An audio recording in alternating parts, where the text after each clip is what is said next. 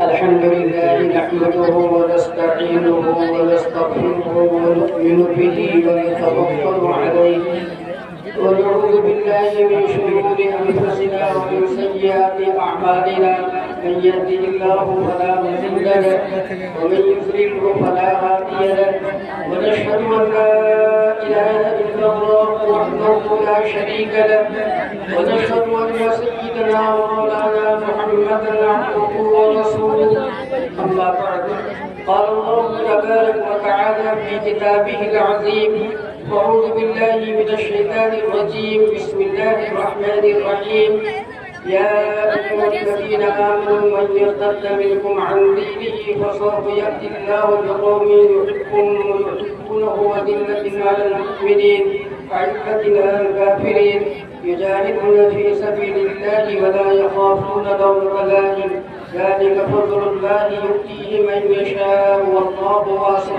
عليم قال النبي صلى الله تعالى عليه وسلم من بدل دينه فاقتلوه او كما قال صلی اللہ تعالی علیہ وسلم.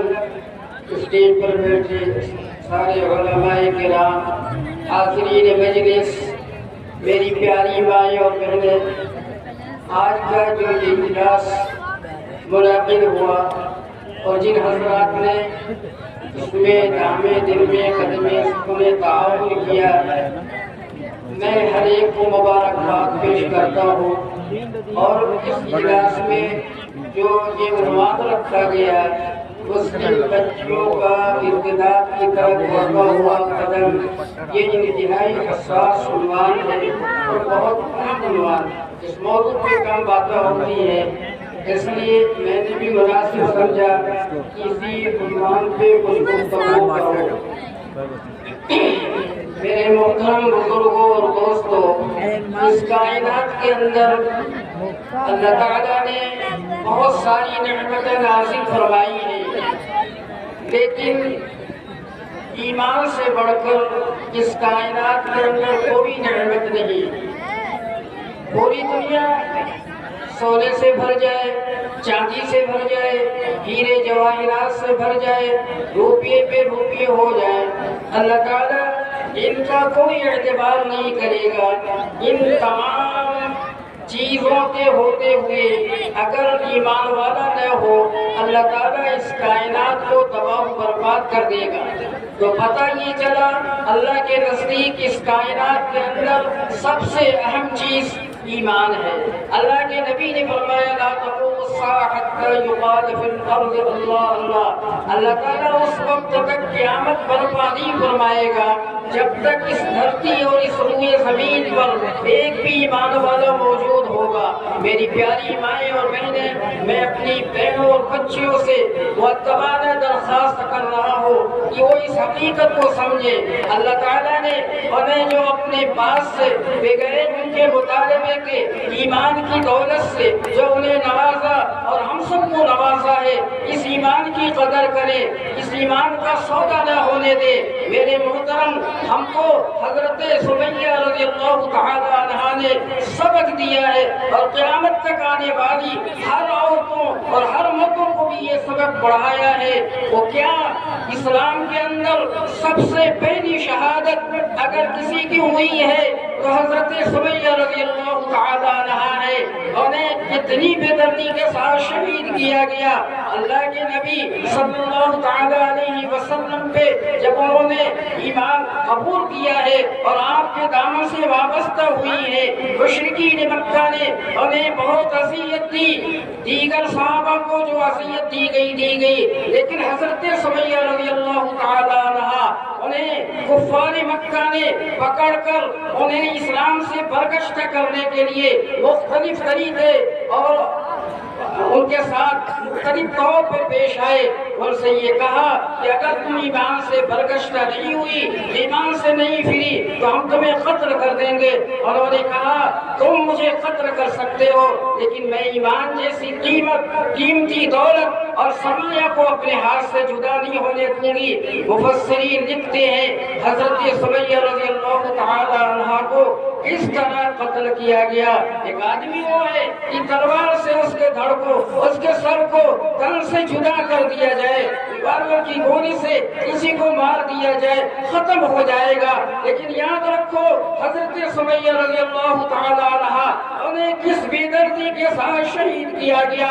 تاریخ میں ہے کہ 2 اونٹ منگائے گئے اور ایک پاؤں ایک اونٹ کے اندر باندھا گیا اور دوسرا پاؤں دوسرے اونٹ کے اندر باندھا گیا اور دونوں اونٹ کو مخالف سمت چلا دیا گیا۔ حضرت سمیہ بیچ سے 2 ٹکڑا ہو گئی۔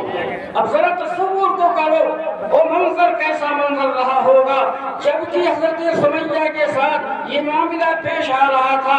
تلوار سے قتل ہونا آسان تھا، ریوالور کی گولی سے مارا جانا آسان تھا، بم سے اڑا دیا جانا آسان تھا، لیکن یوں جسم کو توڑ دیا جائے یہ کتنی بڑی مصیبت تھی۔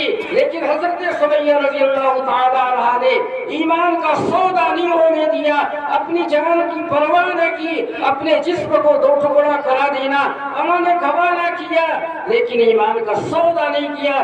میں ان بچیوں سے، ان بہنوں سے پوچھنا چاہتا ہوں، تم اسلام کو چھوڑ کر، دین کو چھوڑ کر جو غیروں کی طرف للچائی ہوئی نگاہ سے تم دیکھ رہی ہو، اس میں کیا بھلائی ہے؟ وَمَن يَبْتَغِ غَيْرَ الْإِسْلَامِ دِينًا فَلَن يُقْبَلَ مِنْهُ، اللہ فرماتا ہے جو ایمان کو چھوڑ کر دوسرا دین اختیار کرے اللہ اسے ہرگز قبول نہیں کرے گا۔ اس دنیا میں بھی ذلت ہے اور آخرت میں بھی ذلت ہے، اور یاد رکھو دنیا کی زندگی وقتی اور عارضی زندگی ہے۔ اگر کفر میں خاتمہ ہو گیا تو جہنم کا عذاب دائمی عذاب ہوگا۔ وَيُسْقَى مِن مَّاءٍ صَدِيدٍ يَتَجَرَّعُهُ وَلَا يَكَادُ يُسِيغُهُ وَيَأْتِيهِ الْمَوْتُ مِن كُلِّ مَكَانٍ وَمَا هُوَ بِمَيِّتٍ وَمِن وَرَائِهِ عَذَابٌ غَلِيظٌ۔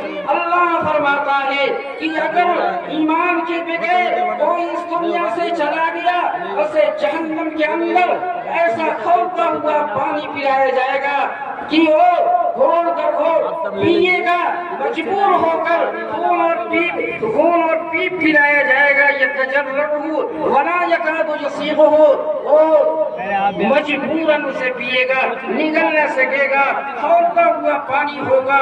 فرمایا کہ وہ یہ سمجھے گا کہ میری موت اس پانی سے ہو جائے گی، لیکن فرمایا وہ مرے گا نہیں۔ یاتیہ الموت من کل مکان، اس کے پاس موت ہر چہار۔ اور جہنم والوں اب تمہیں جہنم میں کبھی موت نہیں آئے گی۔ تو میرے محترم اگر ہم نے ایمان کو نہیں بچایا، اگر ہم نے ایمان کا سودا کر لیا تو ہمیشہ جہنم میں جلنا ہوگا، وہاں سے نکلنا ہی نہیں ہوگا۔ اگر کوئی آدمی کسی مصیبت سے 1 سال 2 سال 10 سال کے بعد اسے اس مصیبت سے خلاصی مل جائے تو اسے ایک قسم کا اطمینان لاتا ہے کہ چلو بھائی 10 سال میں یہ مصیبت کٹ جائے گی۔ علماء بیٹھے ہوئے ہیں، اگر کفر کے ساتھ کوئی اس دنیا سے چلا گیا تو جہنم سے کبھی نکلنا نہیں ہوگا۔ خواجہ ابو طالب جو اللہ کے نبی صلی اللہ علیہ وسلم کے سگے چچا تھے اور بہت زیادہ انہوں نے حضور پاک علیہ السلام کا ساتھ دیا، اور جب تک زندہ تھے مشرکین مکہ کی مجال نہیں تھی کہ اللہ کے نبی کو ستائیں، بہت ساتھ دیا۔ شیب ابی طالب نے 3 سال تک بائی کاٹ کا جو زمانہ گزرا ہے، اللہ کے نبی صحابہ خواجہ ابو طالب بھی اس گھاٹی کے اندر محفوظ تھی۔ مصیبتیں جو اللہ کے نبی پہ آئی، صحابہ بھی آئی، خواجہ ابو طالب پہ بھی آئی۔ اللہ کے نبی کی یہ خواہش تھی کہ میرے چچا کلمہ پڑھ لے، میں ان کی اللہ کی یہاں سفارش کروں گا۔ آخری وقت تھا، اللہ کے نبی سرانے موجود تھے، اپنے چچا کو مخاطب کر کے کہہ رہے ہیں چچا جان یہ آخری گھڑی ہے، آپ میرے کان میں کلمہ پڑھ لیجئے، میں اللہ کے دربار میں آپ کے لیے سفارش کروں گا۔ سرداران مکہ موجود تھے. خواجہ ابو طالب کہنے لگے بھتیجے میں تیرا دین قبول کر لیتا, تجھے ٹھنڈک پہنچاتا, لیکن یہ سرداران مکہ موجود ہیں, یہ کل کو تانا ماریں گے کہ ابو طالب موت کے ڈر سے بھتیجے کے دین کو قبول کر لیا, میں اپنے آبائی دین پر مرتا ہوں. اور انتقال ہو گیا, کفر میں انتقال ہو گیا. کس کا انتقال ہوا؟ حضور پاک علیہ السلام کے سگے چچا کا. اب آپ سوچو امام الانبیاء کو کتنی تکلیف ہو رہی تھی. کیوں؟ چونکہ آپ نے جنت کا بھی دیدار کیا تھا اور جہنم کا بھی دیدار کیا تھا اور جہنم کے عذابات کو دیکھا تھا, اور وہاں کتنی سخت سزائیں اللہ کی جانب سے جہنمیوں کے لیے متعین ہے. اللہ کو قرآن میں کہتا ہے لَهُم مِّن جَهَنَّمَ مِحَادٌ وَمِن فَوْقِهِمْ غَوَاشٍ وَكَذَلِكَ نَجْزِي الظَّالِمِينَ. اللہ فرماتا ہے جہنمیوں کے لیے جہنم کے اندر آگ کا بستر ہوگا اور آگ ہی کا اوڑھنا ہوگا, آگ کا بستر اور آگ ہی کی چادر اور لحاف. اب آپ سوچو مئی جون کی گرمی ہو, کمبل اوڑھ کر کوئی دھوپ میں سو سکتا ہے؟ نیند آئے گی؟ یقیناً نیند نہیں آئے گی.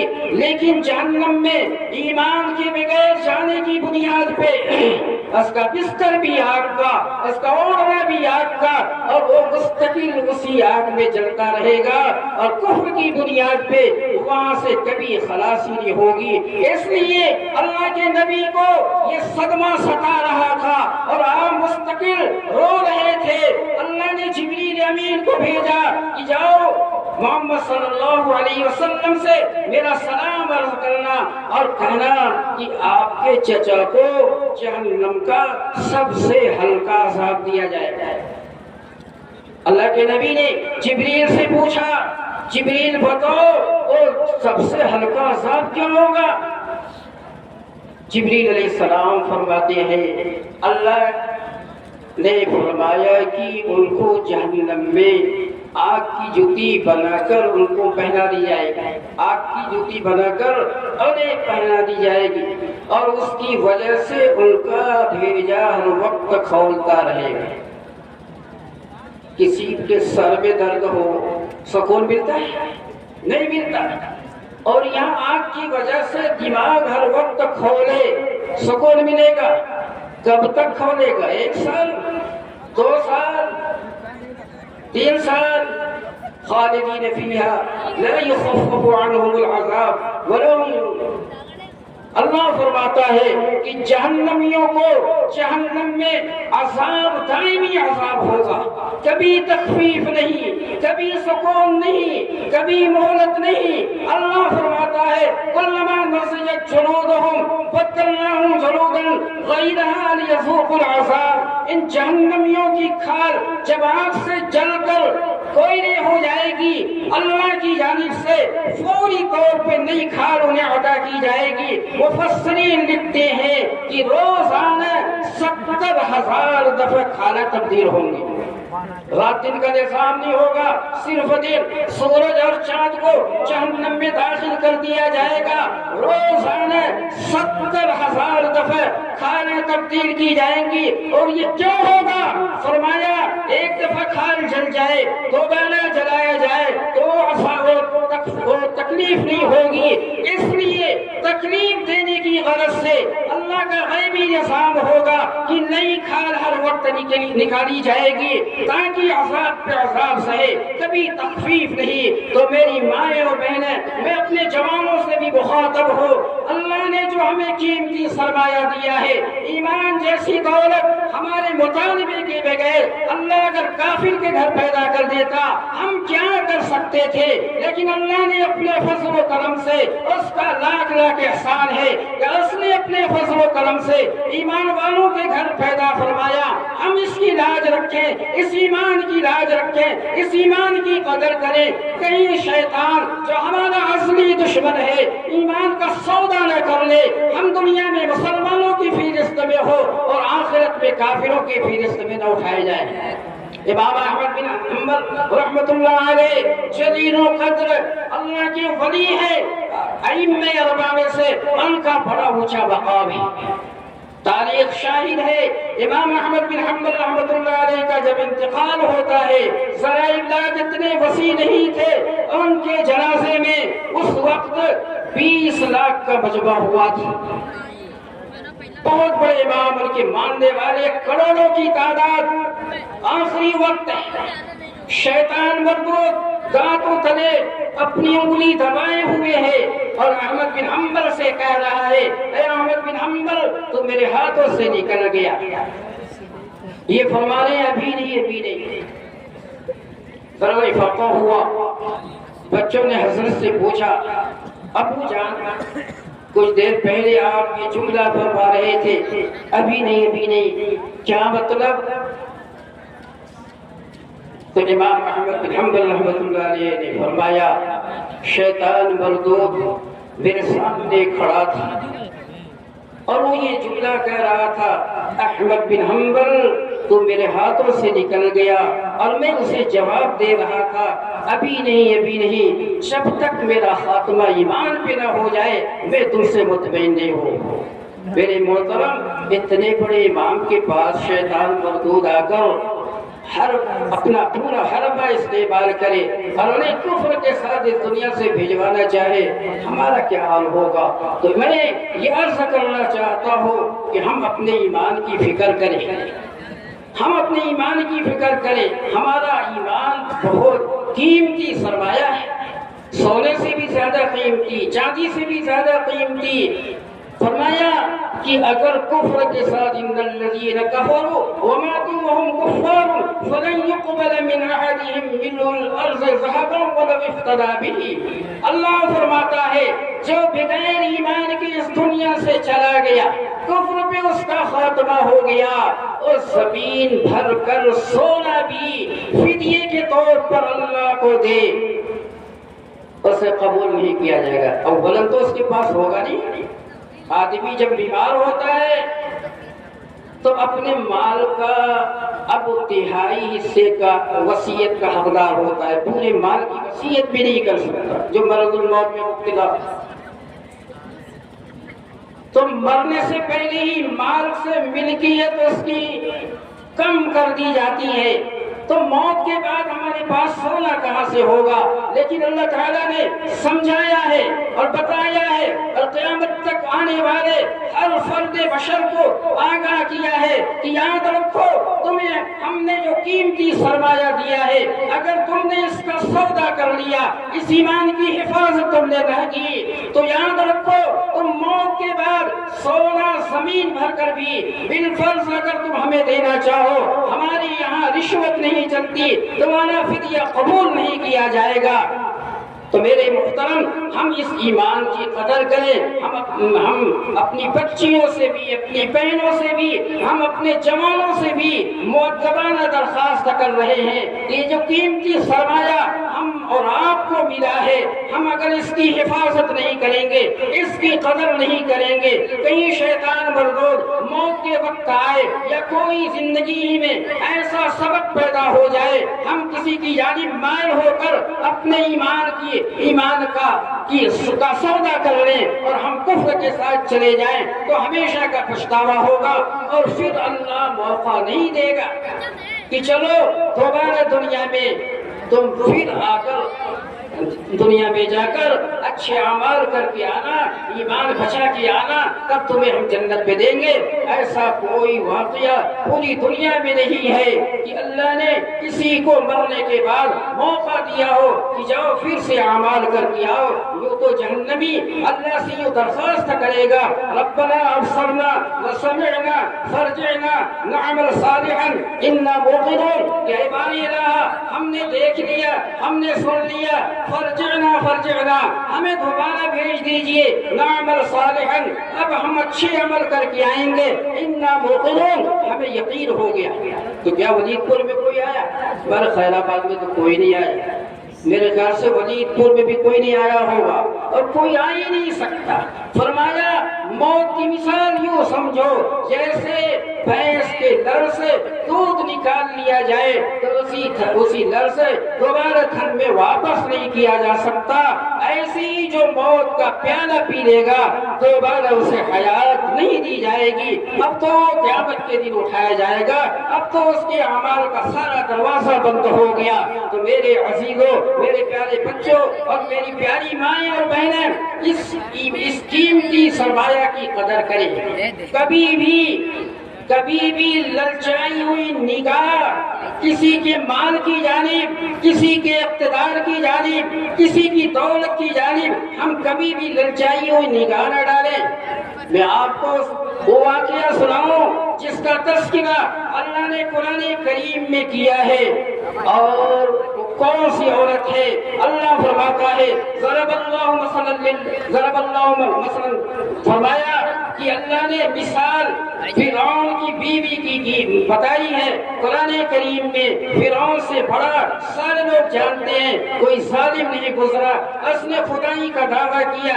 موسیٰ علیہ السلام کے بارے میں جب نجومیوں نے آگاہ کر دیا کہ بنی اسرائیل میں ایک بچہ پیدا ہوگا جس کی وجہ سے تمہاری سلطنت ختم ہو جائے گی، تو اس بتانے پہ اس نے بنی اسرائیل کے 70,000 بچوں کو ذبح کروایا، اور پھر جب موسیٰ علیہ السلام نبوت سے سرفراز کر دیے گئے اسی طرح اور 70,000 بچوں کو اس نے ذبح کروایا۔ بہت بڑا ظالم، اس کی بیوی حضرت آسیہ رضی اللہ تعالی عنہا، جب وہ جادوگروں نے حضرت موسیٰ علیہ السلام کے رب تسلیم کر لیا، فرعون کو جھٹلا دیا اور موسیٰ علیہ السلام کو اپنا پیغمبر تسلیم کر لیا، اسی وقت حضرت آسیہ بھی اسلام میں داخل ہو گئی۔ فرعون کو جب معلوم ہوا کہ میری بیوی آسیہ بھی موسیٰ علیہ السلام کے دامن سے وابستہ ہو گئی، ضرب اللہ مثلا للذین آمنوا امرأة فرعون اذ قالت رب ابن لی عندک بیتا فی الجنہ ونجنی من فرعون وعمله ونجنی من القوم الظالمین۔ اللہ نے حضرت آسیہ کے قول کو قرآن کا جملہ بنا کر قیامت تک کے لیے مسلمانوں کو درس عبرت بنا دیا۔ کیا ہوا؟ فرعون نے یہ تہیہ کر لیا تھا کہ اگر آسیہ اسلام سے برگشتہ نہیں ہوتی ہیں تو ہم انہیں سخت سزا دیں گے۔ اس نے اعلان کر دیا آسیہ کو مجمع کے سامنے لایا جائے، اس کے جسم سے سارے کپڑے اتار دیے جائیں۔ حیادار عورت، حیادار مرد یہ کبھی برداشت نہیں کر پائے گا کہ سب کے سامنے مجھے مادرزاد ننگا کر دیا جائے۔ تاریخ میں لکھا ہے کہ حضرت آسیہ کے جسم سے سارے کپڑے اتار دیے گئے، اور آسیہ سے مخاطب ہے کہ آسیہ یا تو اسلام سے پھر جاؤ یا مجھے رب تسلیم کرو۔ حضرت آسیہ کہتی ہیں میں تو موسیٰ کے رب کو رب تسلیم کر لیا ہوں، فقد ما انت قال انما تقضی هذه الحیات الدنیا، تمہارا جو ہی چاہے کرو، تم مجھے اسی دنیا میں سزا دے سکتے ہو، میں اب اسلام کے دامن سے دستبردار نہیں ہو سکتی۔ فرعون کہنے لگا، اپنے عملے والوں کو مخاطب کیا کہ اس کے ہاتھ، دونوں ہاتھ میں اور دونوں پاؤں میں کیل ٹھوک دیے جائیں، کیل ٹھوک دیے جائیں، چت لٹایا گیا، کیل ٹھوک دیا گیا۔ اب کوئی نازک عورت، اور وہ بھی محل میں رہنے والی، کوئی شہزادی نہیں تھی، بادشاہ کی بیوی تھی، اسے نعمت کی کمی نہیں تھی، لیکن اس نے اسلام کے دامن کو وابستہ کیا اور دنیا کی آرائش کو قربان کیا، اور اس نے اسلام کے دامن کو وابستہ کر کے اپنے جان کو اللہ کے نام پہ قربان کر دیا، لیکن اسلام کا سودا نہیں ہونے دیا۔ فرمایا فرعون نے کہا کہ اس کے دونوں ہاتھ میں کیل ٹھوک دیے جائیں اور دونوں پاؤں میں کیل ٹھوک دیے جائیں، کیل ٹھوک دیا گیا۔ حضرت آسیہ زندہ ہے، اور اس کے بعد فرعون ظالم نے کہا کہ ان کی کھالیں ادھیڑی جائے۔ اب آپ سوچو، جو محلوں میں رہنے والی، آرام کے نقشے میں زندگی گزارنے والی بادشاہ کی بیوی، چہیتی بیوی، اس کے جسم سے اس کے کھالوں کو ادھیڑا جا رہا ہے۔ تاریخ گواہ ہے اس وقت حضرت آسیہ نے یہ جملہ کہا تھا، اے اللہ میرا محل آپ اپنے قریب جنت کے اندر بنائیے. ونجنی من فرعون وعمله ونجنی من القوم الظالمین. مجھے فرعون ظالم سے نجات عطا فرما. اللہ نے اس کی دعا سن لی اور قرآن کا جملہ بنا کر قیامت تک آنے والے ہر فرد بشر کے لیے یہ درس عبرت بنا دیا. اللہ نے ان کی دعا قبول فرمائی. مفسرین لکھتے ہیں کہ وہ ظالم آدمی کھالوں کو ادھڑواتا رہا. جب کھال ادھڑ گئی تو اس نے اپنے عملے والوں میں سے کسی سے کہا مرچ لاؤ. اس کے بعد ان کے جسم پہ لگاؤ.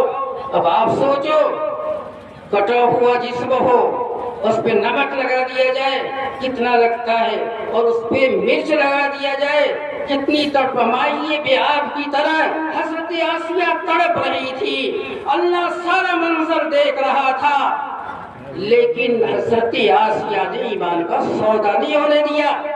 میں اپنی بہنوں سے مؤدبانہ درخواست کر رہا ہوں, تم کس بنیاد پہ ارتداد کی طرف مائل ہو رہی ہو؟ تم ان کافروں کے نوجوان بچوں کو جو وقتی تمہیں اچھے لگتے ہیں تم ان کی طرف مائل ہو کر اپنے ایمان کا سودا کر رہی ہو. تم ان کے ساتھ کتنے دن تک رہو گی؟ یاد رکھو اگر کفر کے ساتھ خاتمہ ہو گیا ہمیشہ جہنم میں جلو گی. حضرت آسیہ کے اس واقعے سے درس اور عبرت حاصل کرو کہ محلوں میں رہنے والی بادشاہ کی بیوی اس نے سب کچھ گوارا کر لیا لیکن اپنے ایمان کا سودا نہیں ہونے دیا. تو میرے محترم ایمان انتہائی قیمتی سرمایہ ہے. اللہ ہمیں اس ایمان کی قدر کرنے کی توفیق عطا فرمائے. وآخر دعوانا الحمدللہ رب العالمین.